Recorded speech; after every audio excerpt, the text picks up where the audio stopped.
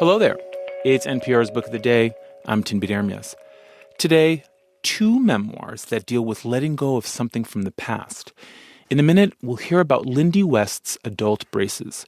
But first, in the early 2000s, David Archuleta was thrust into stardom on American Idol. Each week, he appeared in the living rooms of millions of people. And he'd eventually go on to come in second in the competition and enjoy a pretty successful music career. But as Archuleta lived out his dream, he was dealing with a secret. His inner turmoil is the topic of his memoir, Devout, Losing My Faith to Find Myself. He spoke about it with Here and Now's Indira Lakshmanan. This message comes from Betterment. Their automated investing and saving tools give you the quiet confidence of someone who knows where to put their money. With tax-smart tools that help grow your after-tax returns year-round. Get started today at Betterment.com. That's BETTERMENT.com. Investing involves risk. Performance not guaranteed. Betterment is not a tax advisor, nor should any information herein be considered tax advice. Please consult a qualified tax professional. This message comes from IXL, an online platform that helps kids truly understand what they're learning, whether it's math or reading and writing skills. With spring approaching, testing is right around the corner. Studies show that kids using IXL score higher on tests. One subscription covers everything for all the kids in your home. Make an impact on your child's learning. Get IXL now. Receive 20% off an IXL membership if you sign up today at IXL.com/NPR. This message comes from eBay. The worst part about loving cars might just be buying them and all the parts. From Toyotas to Aston Martins, eBay has thousands of cars and the largest online selection of vehicle parts and accessories. eBay, things people love. Take yourself back to 2008 when American Idol was starting its 7th season.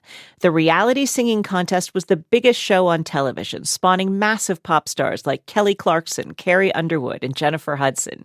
Each season starts with auditions, when contestants sing before judges Simon Cowell, Paula Abdul, and Randy Jackson, who determine who will go on to the next round. One of the contestants that year was a shy teenager from Murray, Utah, named David Archuleta. All right, so let's do it. What you gonna sing, man? I'm gonna sing Waiting on the World to Change by John Mayer. Go for it. Me and my friends were all misunderstood.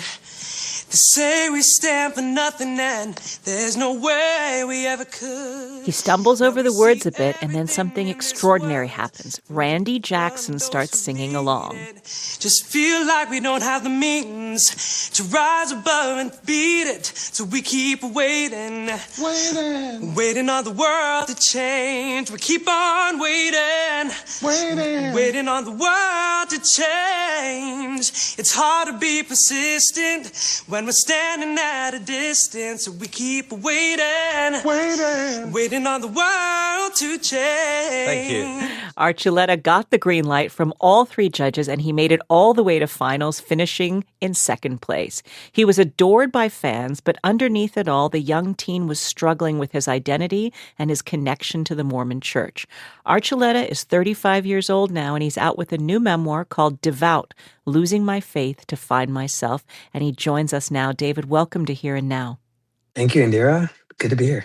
So you were just a kid when you rose to fame on American Idol almost 20 years ago. What is it like to hear yourself again as a young teenager? What feelings and memories does that bring up? It brings a lot of nostalgia, and it's a bit surreal. I feel like I get to live the moment a little more now than I did back then, though. It's interesting. But it's fun to hear Randy singing along to my audition. Well, you ended up finishing in 2nd place that season, and during the finale, you performed the hit song Apologize with the band One Republic. Let's listen. It's too late to apologize. It's too late. I said it's too late to apologize. It's too late.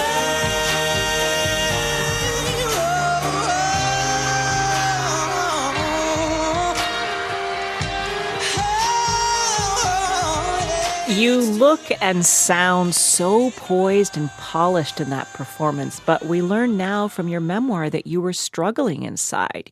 You were raised in the Mormon church, which forbids same-sex relationships, but you write in your memoir that the first time you had feelings for a boy was as early as the second grade. So how were you dealing behind the scenes with those feelings while at the same time being catapulted into the national, even global spotlight at such a young age? I had a hard time because I was a very shy kid and I was homeschooled a lot of my life. And how I had adjusted and adapted to survive up until then was to just blend in and hide and not say anything. So I was known as the smiley kid who never talked in school. And then to suddenly be thrown in front of everybody, I was like, wait, I'm used to hiding it and blending in and making sure no one sees me, to then being I couldn't hide anymore. But I think I did my best to just let my voice do the work and tried to not be seen after that. But it was kind of hard to do that because then everyone was like, you're a teenage pop star and all the girls love you. And I was just like, oh my gosh. But it was exciting and terrifying and thrilling all at once. And a lot of pressure on you. You were still a teen. You didn't come out publicly as gay until many, many years later in 2021. By that time, you had already gained, perhaps coincidentally, a huge LGBTQ plus following over your 8 studio albums. And all along, you were going to the church. 5 people in your own congregation wrote to you and shared that they were queer too. What did it mean to you to find out that there were other Mormons like you? Yeah. Well, I came out like on the spectrum of bisexual, but mostly attracted to men. And when I did come out publicly, I was surprised at how many people in my own congregation were going through the same thing that I was. And it wasn't just people my age, it was people who are older, it was people who are younger than me, and that I just never would have thought were going through what I had gone through. And they would just say, thank you.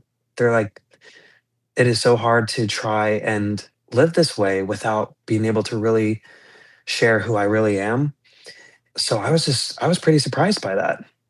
Of course, that public face of you coming out and saying you were bisexual but leaning on the spectrum towards men, that elides a huge period of time during which you were struggling within the church. You tried to talk to church elders about your sexuality and the church's views on same-sex relationships. Tell us how those conversations went.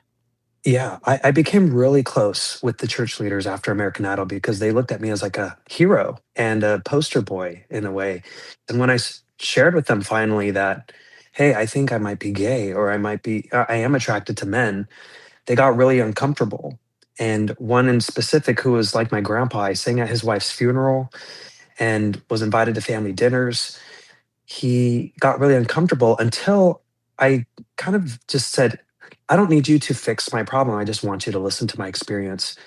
And he softened up so much. And he's eventually said, I never spoken to someone who is gay this in depth before. And so from my understanding, as soon as he spoke to the other brethren, the other world leaders, they just said, don't talk to him anymore. What he's saying is wrong.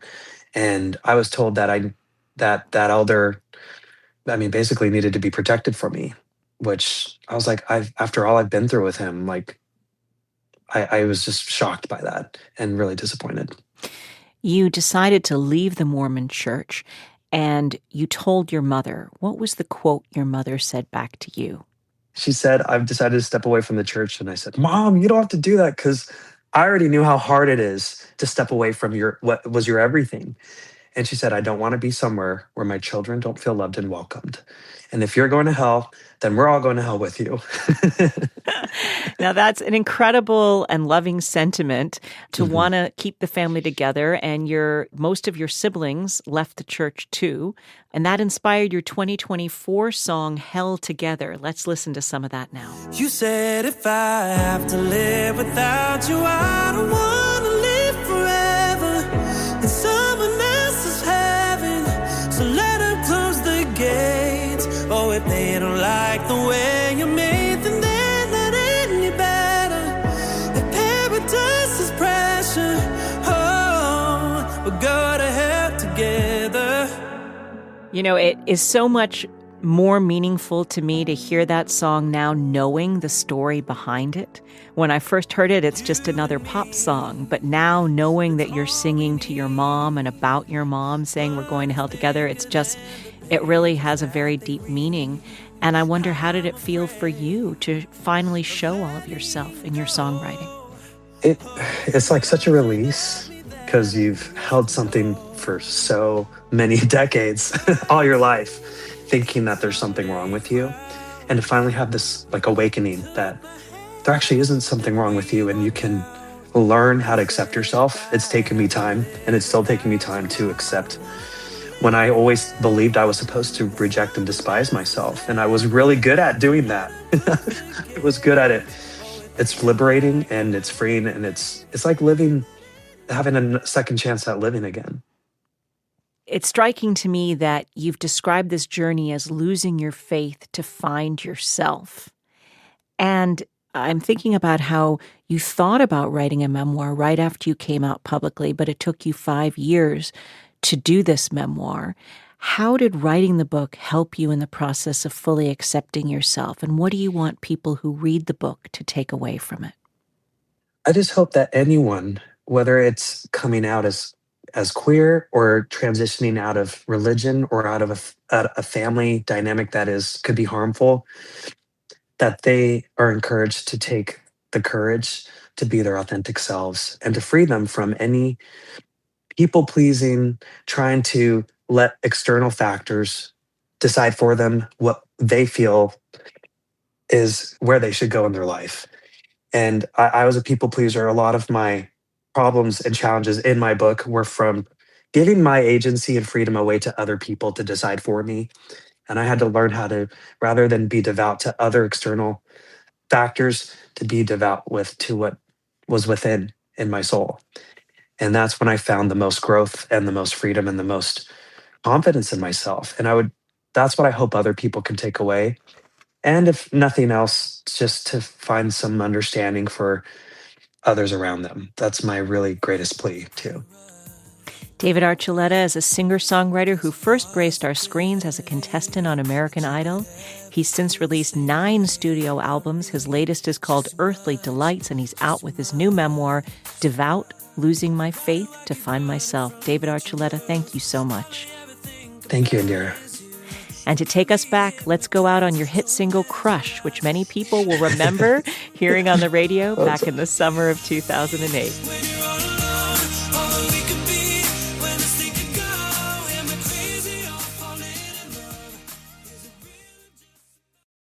This message comes from IXL. Spring is here and school testing is just around the corner. IXL can help. Make an impact on your child's learning. Receive 20% off an IXL membership if you sign up today at IXL.com/NPR. This message comes from Jerry. Are you tired of your car insurance rate going up, even with a clean driving record? That's why there's Jerry, your proactive insurance assistant. Jerry compares rates side by side from over 50 top insurers and helps you switch with ease. Jerry even tracks market rates and alerts you when it's best to shop. No spam calls, no hidden fees. Drivers who save with Jerry could save over $1,300 a year. Switch with confidence. Download the Jerry app or visit jerry.ai/NPR today. This message comes from eBay. The worst part about loving cars might just be buying them and all the parts. From Toyotas to Aston Martins, eBay has thousands of cars and the largest online selection of vehicle parts and accessories. eBay, things people love. Next up, Adult Braces by Lindy West. You may recognize that name from her wildly popular book, Shrill, which was also adapted into a hit TV show. It was a collection of essays about feminism and body image. Now, West is turning her celebrated wittiness and humor towards something more personal. The realization that her husband had entered into a relationship with another woman. So she takes a road trip, as one does, to reflect and reassess her life. She tells Morning Edition host Leila Fadel what she learned along the way. You might know our next guest from her hit Hulu series, Shrill, based on her collection of essays by the same name, which chronicled the life of a young journalist struggling with self-image, dating, and her career. Let's see, I got my lotion and my gum and my shoelaces for my brown shoes. And could I also get the morning after pill? Hey, Nick, do we sell the morning after pill? Oh, that's okay. We don't need to bother Nick. Lindy West's latest book, Adult Braces, Driving Myself Sane, is a shift. She's in her 40s, she's in the throes of a deep depression, her marriage is on the rocks, and her sense of self is, well, hanging on by a thread. So she decides something has to change, and she takes a solo cross-country road trip that becomes the foundation for this endearing and hilarious memoir. I just think that if a woman has a midlife crisis, it inconveniences too many people. Yeah. And so it's not sexy and it's not interesting. It's just kind of threatening to the social order or something. So I went to my husband and I said, I think I need to rent a van and go on a road trip and drive to Florida and go to Kokomo and lie down. Is that okay? To my surprise, my husband said, go, go, go. You got to go. Go do it. And so I did. And I drove all the way to Florida in a van. By yourself? By myself. What was going on in your life where you were like, I need to do this thing for myself? So the backstory is we finished shooting the second season of Shrill. And then just a couple days after I got home, I found out that my husband had a girlfriend or had been dating someone else. And we were technically not strictly monogamous. We had sort of a don't ask, don't tell policy. But basically, this sort of non-monogamy polyamory conversation that my husband had been trying to have with me for a decade, it came home to roost. Yeah. And you had to face it. Yeah, I had to finally face it. It was something that we both wanted to fight for and try to figure out. And people find this hard to understand, and they think that I must be rationalizing or trying to convince myself to do something that I don't actually want to do when I finally sort of acquiesce to polyamory. Or I don't want to say acquiesce because that sounds... And that's not how it comes off in the book. Yeah. It's like, because in the beginning you have this extreme resistance.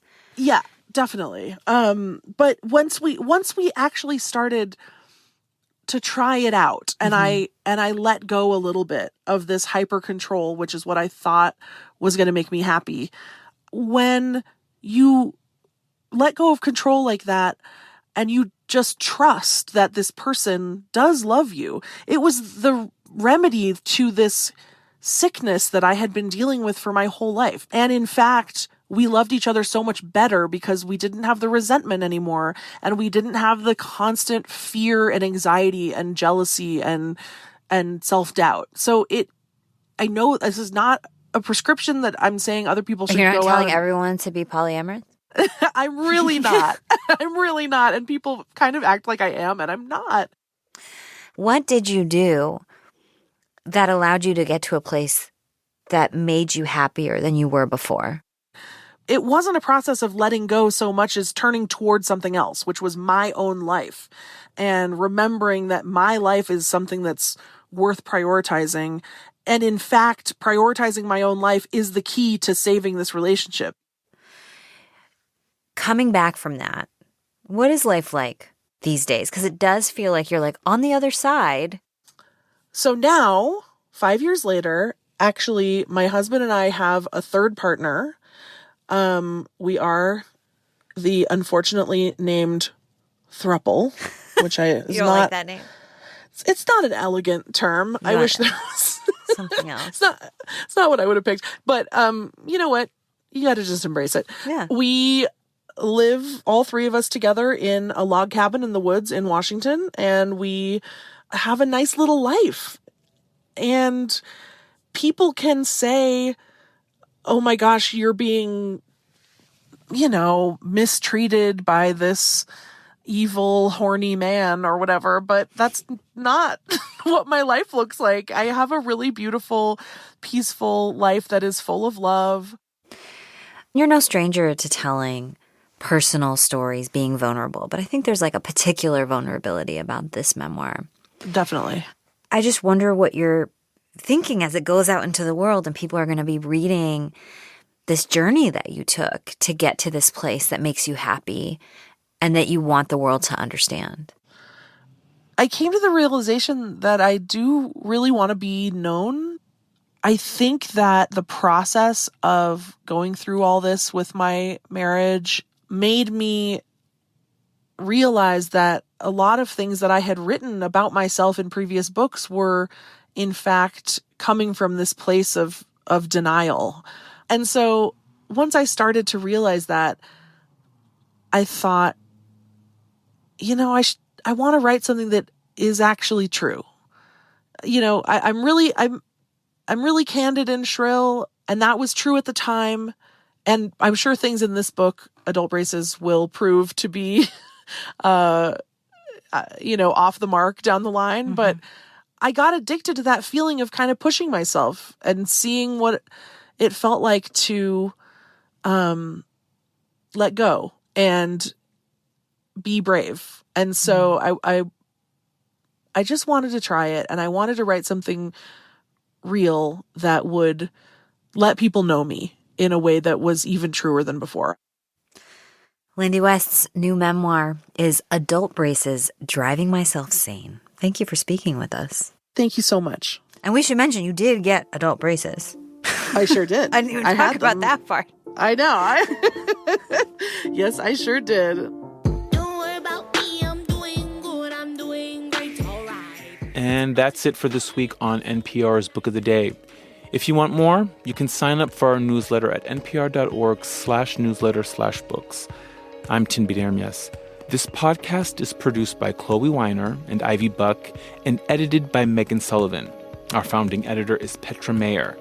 The show elements for this week were produced and edited by Mallory Yu, Lauren Hodges, Gabriel Sanchez, Patrick Jaron-Wantananan, William Troop, Dave Mitzik, Jacob Fenston, Lindsay Toddy, Adriana Gallardo, Samantha Raffleson, Michaela Rodriguez, and Julie Deppenbrock. Yolanda Sanguini is our executive producer. Thank you so much for listening.